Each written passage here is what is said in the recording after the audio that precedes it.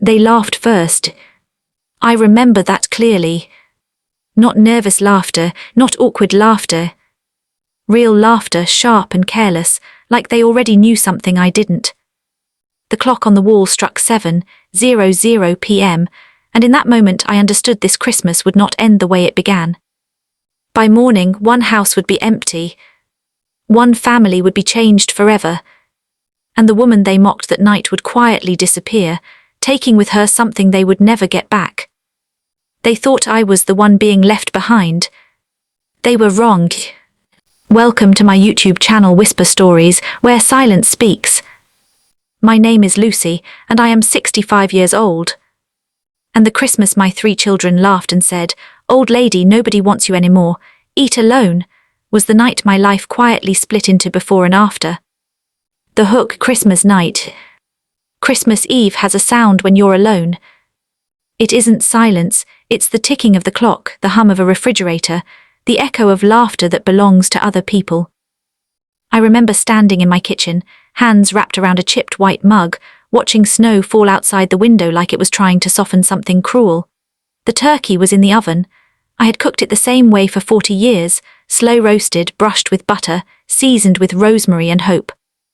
Hope is a stubborn thing. Even at 65.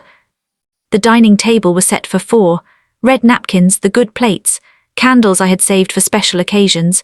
I kept telling myself they'll come, they always do. They did come. Just not in the way a mother dreams. Before the years that built me. I raised my 3 children alone after their father died when the youngest was just 6.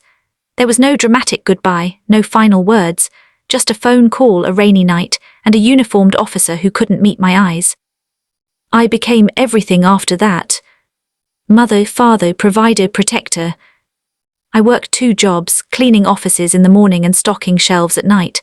My hands cracked from bleach, my back ached constantly, but my children never went hungry, never went to bed without a story, never missed a birthday cake. I skipped meals so they could have seconds. I wore the same coat for 10 winters so they could have new ones. And when they grew up, successful, confident, loud, I told myself it was all worth it. Parents don't keep score. Or at least we pretend we don't. Christmas expectations. That Christmas I had invited them weeks in advance.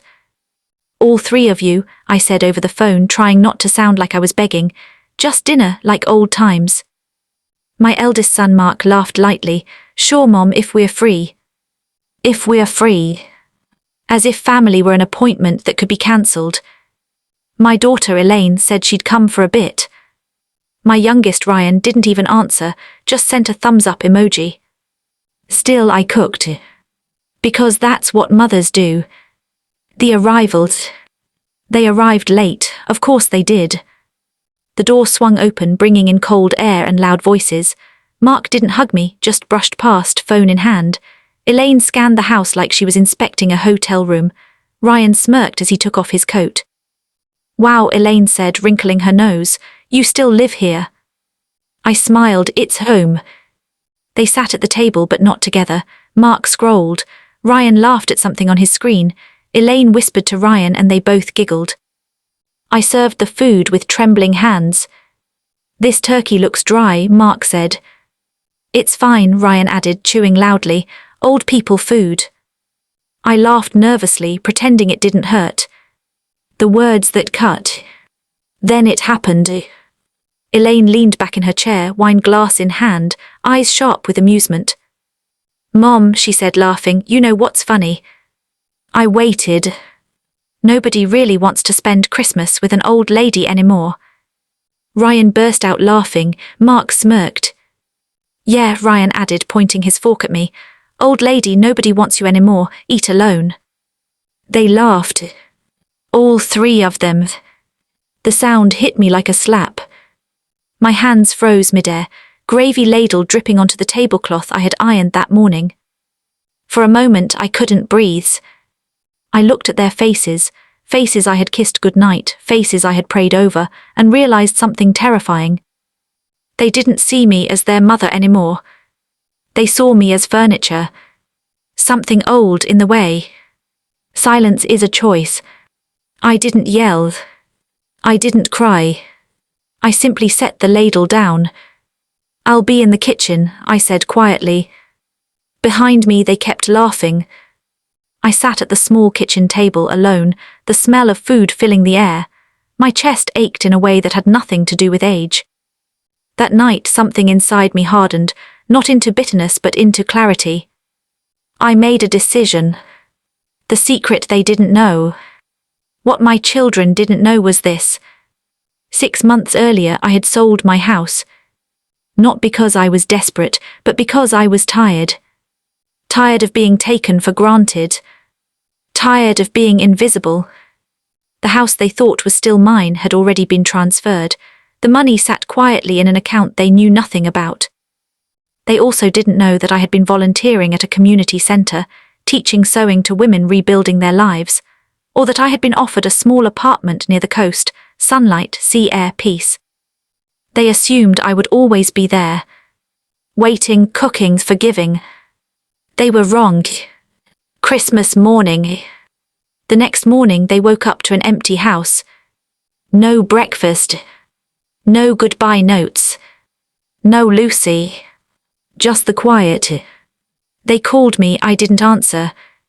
They texted, I didn't reply. I was already on a bus, watching the city disappear behind me. For the first time in decades I felt light. Starting over at 65. People think life ends after 60. They're wrong. At 65 I learned how to wake up without dread. I walked on the beach every morning. I made friends who knew nothing about my past, and didn't need to. I laughed again. Really laughed. I ate dinner with people who listened when I spoke. The call. 3 months later the call came. It was Mark. Mom, he said, voice shaky, we didn't realize the house, the money. I smiled sadly. You realized, I said, just too late. Elaine cried when she called. Ryan apologized, awkward, unfinished. I forgave them. Forgiveness is not permission. It's freedom. I chose peace. The moral. Here is the truth I want you to hear. Love does not mean tolerating disrespect. Age does not erase worth. And motherhood does not require self-erasure. If you are an old lady reading this, know this. You are not invisible. You are not unwanted. And it is never too late to choose yourself. That Christmas, my children laughed and told me to eat alone. They had no idea. It was the night I finally learned to sit at my own table and honor myself. Moral. Those who forget the sacrifices made for them often lose the right to your presence. Respect is the greatest gift family owes one another, and no one is too old to demand it.